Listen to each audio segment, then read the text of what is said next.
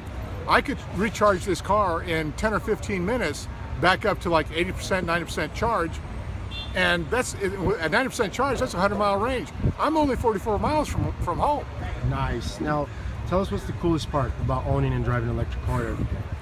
Well, to tell you the truth, I pay next to nothing for fuel because I'm conveniently located. My work and my home are conveniently located to two places where I can charge for free. Now, people won't give you free gas. They will give you free electricity to support electric vehicles. And so the only reason I do charge at home is because Southern California Edison has a pilot program that lets me charge at home at a special EV rate. I charge at home. See, typically if I charge without this pilot project, I would be throwing my home usage into tier 3, which means 30 cents per kilowatt hour, no matter what I'm doing. If I'm using my computer, using my phone, watching television, 30 cents per kilowatt hour. But because this is on a separate sub-meter, now I pay 13 cents per kilowatt hour to charge my electric car, and my home usage never gets out of tier 1, which is 16 cents per kilowatt hour. That's amazing. Yeah. You have 10 of these. Do any of your other family members or friends drive this? No. Actually, one of the first 2 cars I bought for my brother, but he couldn't afford the insurance. So, and you know, I shouldn't have made him get the insurance because, you know, I only paid $10,000 for the car. You know, my average cost for all 10 cars, well, let's see. Before I bought the last 3, my average was like $9,500 a piece. But now that I've bought the last 3 for next to nothing, that average has come down a bit. Nice. Were you able to get any incentives or rebates for these?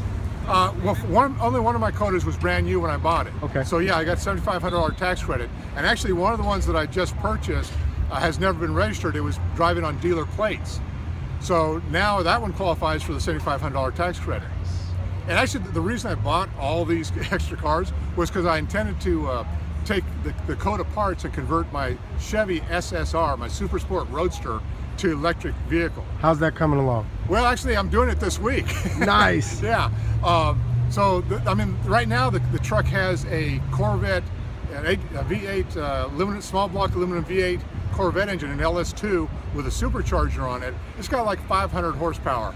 Okay, it's a lot of fun to drive, but that 6-speed transmission is just terrible in California traffic, you know.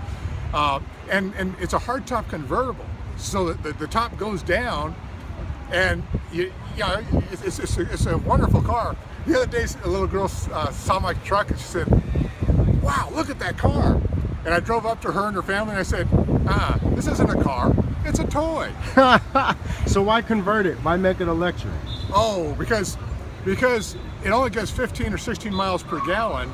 That means that per gallon of gas that I burn in it, you're talking 19 pounds of carbon dioxide, you know, going up in the air.